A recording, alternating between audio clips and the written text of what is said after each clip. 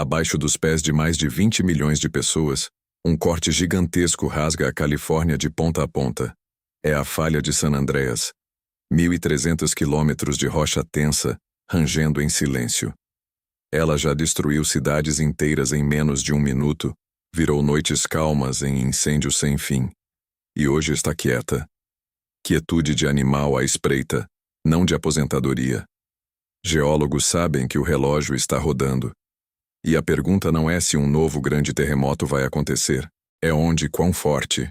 E quem vai estar acordado quando o chão decidir se soltar. Sejam bem-vindos ao Ecos do Infinito. A Terra tem 4,5 bilhões de anos. Nesse tempo, continentes se chocaram, se rasgaram, sumiram e reapareceram em outros lugares do mapa. Nada aqui está parado. Nós é que temos a ilusão de estabilidade. Por baixo das cidades da Califórnia, duas placas gigantes de crosta terrestre se encostam de lado. De um lado, a placa do Pacífico. Do outro, a placa da América do Norte. Elas deslizam uma ao lado da outra alguns centímetros por ano. Na teoria, seria um movimento suave. Na prática, a rocha trava. A energia se acumula. E quando vence a resistência, terremoto. Essa cicatriz que separa duas partes do planeta é a falha de San Andreas. Uma falha de movimento lateral, quase reta, que corta o estado inteiro, do mar ao deserto. Ela já foi tratada como curiosidade geológica. Depois de 1906, virou uma ameaça claramente existencial para cidades como São Francisco e Los Angeles.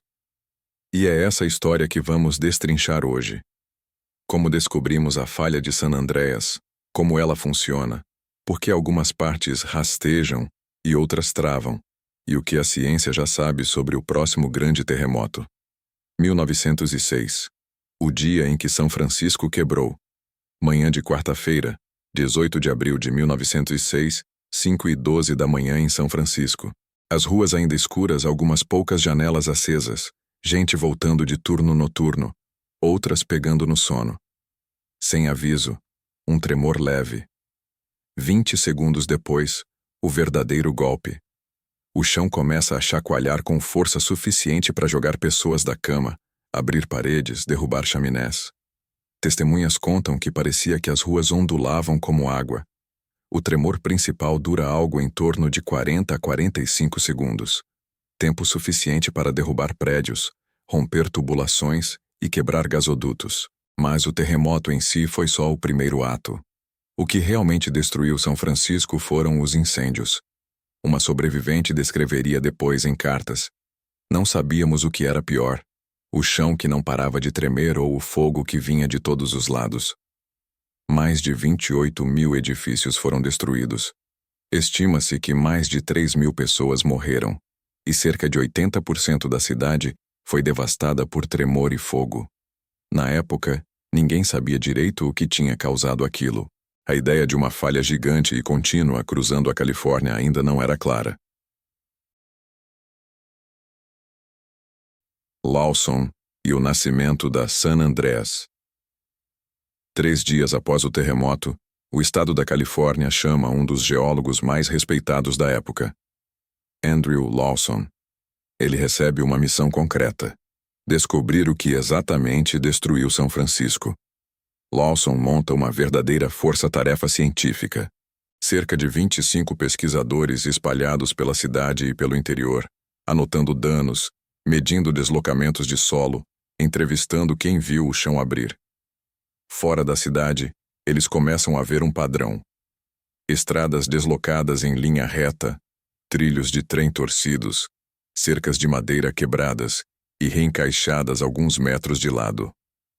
Perto da cidade de Bolinas, eles encontram uma cerca de piquete com um vazio estranho no meio.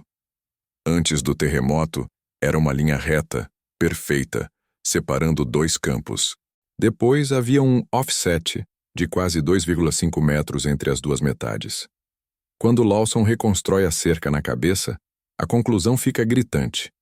O chão inteiro de um lado tinha se deslocado metros em relação ao outro, de forma súbita. Ele começa a marcar todos esses deslocamentos em um mapa. Conforme os pontos vão aparecendo, Uma linha reta surge, atravessando a região de norte a sul. Essa linha segue para o sul e passa por baixo de um lago chamado Laguna de San Andreas. Lawson liga os pontos. Aqueles rachões que ele já tinha mapeado uma década antes como uma simples Rift Zone não eram tão simples assim. Aquilo era a linha da falha que tinha rompido em 1906. Ele rebatiza a estrutura Falha de San Andreas. Hoje, São Francisco foi reconstruída. Arranha-céus de vidro, pontes icônicas, bondinhos cheios de turistas. Mas se você sabe onde olhar, as cicatrizes do terremoto ainda estão lá, encostas instáveis, blocos de rocha que desabaram em 1906 e trechos da falha expostos na costa. Uma delas está em Muscle Rock, alguns quilômetros ao sul da cidade. Ali, um pedaço inteiro de penhasco simplesmente caiu no mar durante o terremoto, revelando o encaixe de duas placas diferentes. É a fronteira física entre duas partes da crosta terrestre, e é justamente nisso que a história aprofunda a seguir. Placas tectônicas e o nascimento da falha. Para entender a falha de San Andreas, você precisa aceitar uma verdade básica. O planeta é um quebra-cabeça de placas rígidas, flutuando sobre um interior quente e plástico. Cerca de 200 milhões de anos atrás, uma placa oceânica pesada começou a mergulhar por baixo da América do Norte, num processo chamado subducção. Esse mergulho criou cadeias de vulcões, montanhas, uma bagunça generalizada de rochas esmagadas. Só que há cerca de 20 milhões de anos, o jogo das placas mudou. A borda da placa do Pacífico começou a deslizar para norte, lado a lado com a placa da América do Norte. Em vez de uma placa mergulhar sob a outra, passaram a escorregar lateralmente. Resultado prático: uma linha de atrito, onde duas partes inteiras de crosta terrestre se esfregam, foi se consolidando. Foi aí que nasceu a falha de San Andreas. Uma falha transformante, com movimento lateral, destral. Vista de cima, o lado do Pacífico anda para norte, o lado continental para sul. Wikipédia. Na prática, isso significa que, se você pudesse ficar parado alguns milhões de anos em um ponto, veria Los Angeles lentamente viajando em direção a São Francisco. Em alguns milhões de anos no futuro, LA pode acabar virando o bairro da Bay Area. O problema é que esse movimento não é suave nem contínuo. A falha trava em alguns segmentos. A energia das placas continua sendo empurrada. A tensão acumula. Em algum ponto, a rocha cede. E aí, todo mundo lembra que vive em cima de um sistema mecânico, não de um chão sólido abstrato. Se você curte esse tipo de explicação direta sobre o que realmente acontece debaixo dos seus pés, já aproveita e se inscreve no canal e deixa um like agora. Isso faz o algoritmo empurrar esse conteúdo para mais gente que vive em área de risco e finge que terremoto é coisa que só acontece nos filmes. Desenterrando terremotos antigos. Depois de 1906, geólogos perceberam que uma pergunta era mais importante que qualquer outra. Com que frequência isso acontece? Só que registro escrito na Califórnia vai até, com boa vontade, século XVIII. A falha existe há milhões de anos. Como acessar terremotos que ninguém viu? Entra em cena uma área da geologia que parece CSI da crosta. Paleossismologia, a arqueologia dos terremotos. A lagoa que virou arquivo. No sul da Califórnia, em uma área hoje árida, existia um pequeno riacho que cruzava a falha de San Andreas. Alguns terremotos criaram um degrau no terreno, como uma pequena barragem natural. Atrás desse degrau, formou-se uma lagoa rasa. Ao longo de séculos, essa lagoa foi acumulando camadas de lama fininha, uma por ano, como páginas de um livro. Até que um novo terremoto deslocou o fundo da lagoa, quebrando as camadas de sedimento. Quando os geólogos abrem trincheiras nessa área, eles veem camadas horizontais de lama, de repente, uma fratura vertical, e as camadas, antes contínuas, desalinhadas. É literalmente uma foto congelada do terremoto, abrindo caminho pelo sedimento. Mas falta a data. Sem data, isso é só um abalo em algum momento da história. A pista queimada. A poucos centímetros dessa fratura, os pesquisadores encontram algo preto. Restos carbonizados de um arbusto que pegou fogo ali há milhares de anos. Esse carvão vegetal contém carbono 14, um isótopo radioativo que decai a uma taxa conhecida. Medindo quanto ainda resta, você consegue estimar há quanto tempo aquela planta morreu. Resultado: esse terremoto antigo específico aconteceu há cerca de 3.500 anos, quando ainda existiam mamutes anões em algumas ilhas do Ártico. Fazendo esse tipo de análise em vários pontos ao longo da falha, os cientistas constroem uma linha do tempo de grandes terremotos em diferentes segmentos da San Andreas, muito antes de qualquer missionário espanhol escrever algo em um diário. Um rio desviado e a velocidade da falha. Outro laboratório perfeito da falha de San Andreas fica em um lugar aparentemente no meio do nada, Carrizo Plain. Ali, um córrego chamado Wallace Creek desce de uma encosta e pouco antes de cruzar a falha, faz um cotovelo estranho.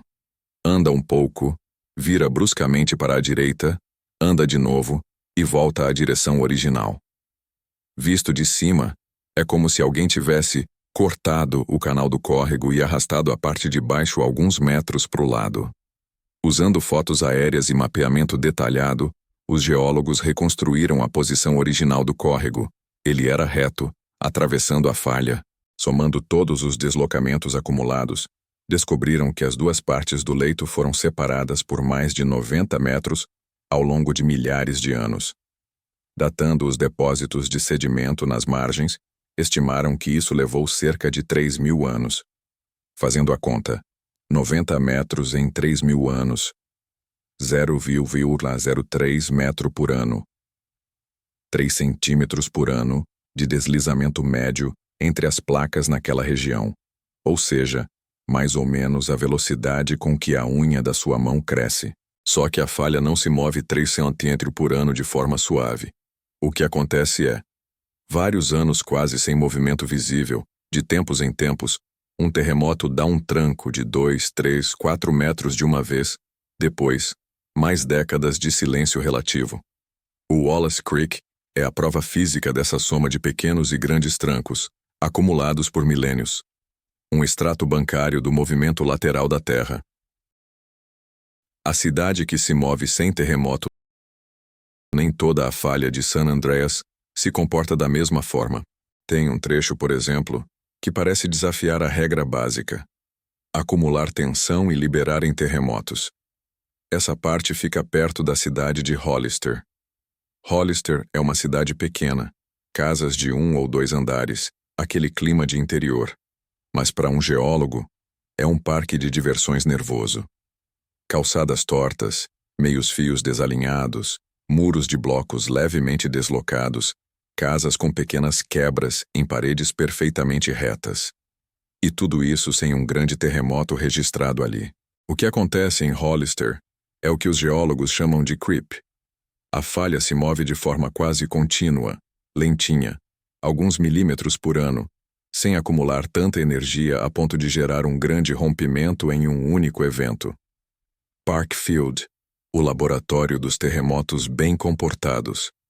A uns 150 quilômetros ao sul, a minúscula comunidade de Parkfield vive outra situação curiosa.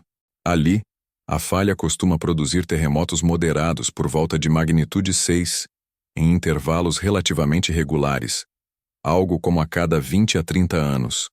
Em 1966 teve um. Cientistas olharam o histórico e falaram: legal, vamos encher isso aqui de instrumentos e pegar o próximo de surpresa. Encheram a região de sismógrafos, medidores de deformação, GPS de alta precisão. Esperavam o próximo evento entre 1988 e 1993. O terremoto veio em 2004.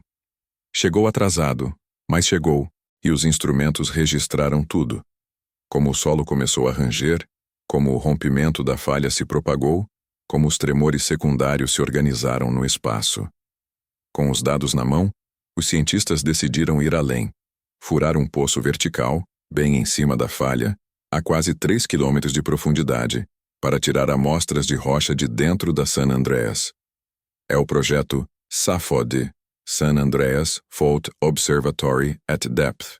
Quando os primeiros cilindros de rocha do miolo da falha sobem à superfície, os geólogos se comportam como crianças com um brinquedo novo. Ali está pela primeira vez o tecido de uma falha ativa, visto de perto. Entre as rochas comuns, encontram algo especial. Serpentinitos alterados para talco. Talco, sim. O mesmo mineral que, em forma de pó, você coloca em bebê. Em nível microscópico, é extremamente escorregadio. A conclusão é desconfortável e elegante ao mesmo tempo. Em algumas partes da falha, o talco funciona como lubrificante natural, permitindo que as placas deslizem de forma mais suave, gerando creep ao invés de grandes terremotos. Wikipedia. Hollister e Parkfield provavelmente têm esse tipo de rocha macia no plano de falha. Já os trechos mais perigosos, nem tanto. Deixa eu te perguntar uma coisa rápida. Você mora em região com risco sísmico, mesmo que seja baixo? Comenta aqui embaixo, risco alto, risco médio ou quase zero, e diz de qual cidade você está assistindo. Isso ajuda a gente a entender quem está vendo esse tipo de conteúdo e a produzir episódios mais focados na sua realidade. O sul da falha e a ameaça a Los Angeles. Se o norte da falha de San Andreas mostrou serviço em 1906, o sul está quieto demais. No trecho que passa pelo Vale de Coachella, ao leste de Los Angeles, estudos geológicos mostram um padrão brutal. Nos últimos 1.500 anos, grandes terremotos vêm acontecendo ali, em média, a cada 200 anos. E o último grande evento nesse segmento foi há mais de 300 anos. Ou seja, o relógio estatístico está marcando hora extra. Geólogos como Yuri Fialco e colegas instalam receptores de GPS fixos em ambos os lados da falha. Ano após ano medem com precisão milimétrica o quanto um lado escapa em relação ao outro. Nos dados, eles veem algo intrigante. Em profundidade, a falha se move, 2,5 a 3 cm ano, na superfície, quase nada. A placa embaixo está deslizando, travada em cima. Resultado: a camada superior da crosta está sendo esticada e comprimida como uma mola de granito. E aí vem outro detalhe importante: o tipo de rocha. Boa parte da crosta na região é feita de granito, uma rocha forte, mas quebradiça. Se você olha no microscópio, vê cristais encaixados. Sob estresse, esses cristais não entortam, eles trincam. Quando a tensão acumulada vence a resistência, o resultado é uma ruptura abrupta. Esse é o estalo que você sente como terremoto. Simulações mostram que esse segmento sul da San Andreas é perfeitamente capaz de produzir um terremoto na faixa de magnitude 7,7 a 7,9. Não é o fim do mundo geológico, mas para uma metrópole como Los Angeles, é mais que o suficiente para virar tudo de cabeça para baixo. Ondas, superrupturas e o sônico dos terremotos. Quando um terremoto acontece, não é só o chão chacoalhando. A energia se espalha em vários tipos de ondas. P, S, ondas superficiais. Cada uma viaja com uma velocidade e provoca um tipo de movimento. Engenheiros já projetam prédios na Califórnia pensando nessas ondas.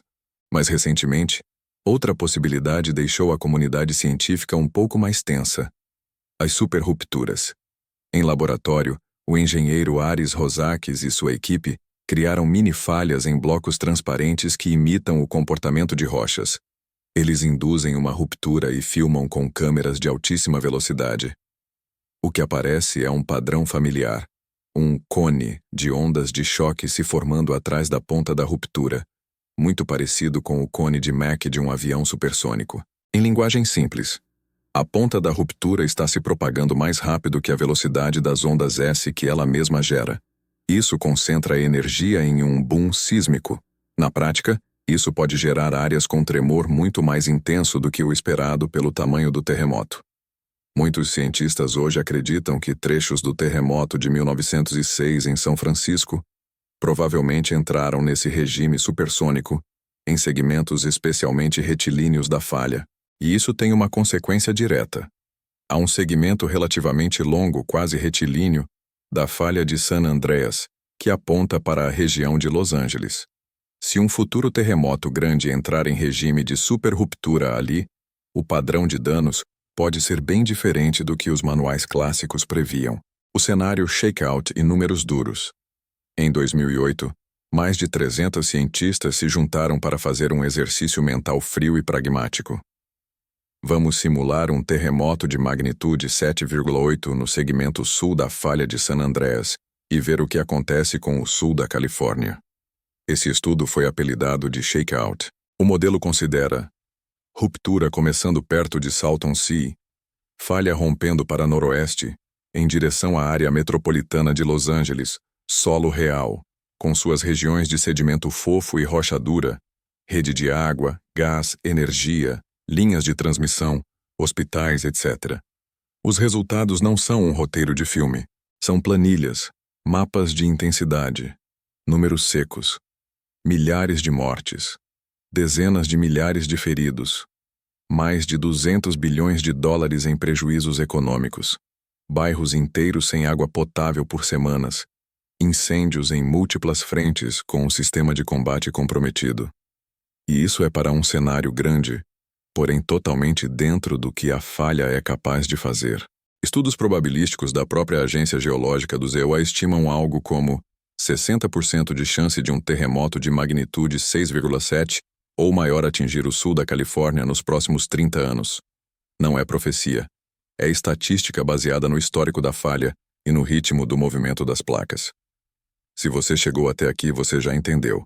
Não dá para negociar com a geologia, mas dá para se preparar. Então faz o seguinte: se inscreve no canal para não perder os próximos episódios dessa série sobre como a Terra realmente funciona. Compartilha esse vídeo com aquela pessoa que sempre diz: isso é exagero, não vai acontecer nada. E se quiser se aprofundar, clica no vídeo aqui do lado, onde a gente entra no detalhe de como prédios sobrevivem, ou não, a esse tipo de tremor. Epílogo: nenhuma certeza, muito conhecimento. No fim, a pergunta que todo mundo faz é a mesma. Mas então, quando vai ser o próximo Big One? Resposta honesta: ninguém sabe o dia, a semana ou o ano. Mas hoje, sabemos muito mais do que há 100 anos. Sabemos onde a falha está, com precisão de metros, sabemos quais segmentos estão trancados e há quanto tempo. Sabemos a que velocidade as placas se esmagam. Sabemos ler o passado em cercas deslocadas, lagos antigos e canais de rios tortos. A falha de San Andreas não é um vilão de filme. É só a borda de uma placa em um planeta que ainda está em montagem. Quem decide se isso vira catástrofe, ou, apenas, um grande desafio, é o que fazemos antes do tremor. Como construímos, onde construímos, como preparamos as pessoas, como aceitamos a ideia de que chão firme é uma convenção psicológica, não um fato físico. Enquanto as placas continuarem se movendo, a história da Califórnia vai ser escrita a golpes de alguns metros de cada vez. O que a ciência está fazendo é simples: olhar para essa linha de falha, entender seu passado, mapear o presente e tentar garantir que, quando o próximo grande terremoto vier, a gente não esteja fingindo surpresa. A Terra está em movimento. A questão é: nós vamos fingir que não vemos? Ou vamos aprender a viver com isso de forma inteligente?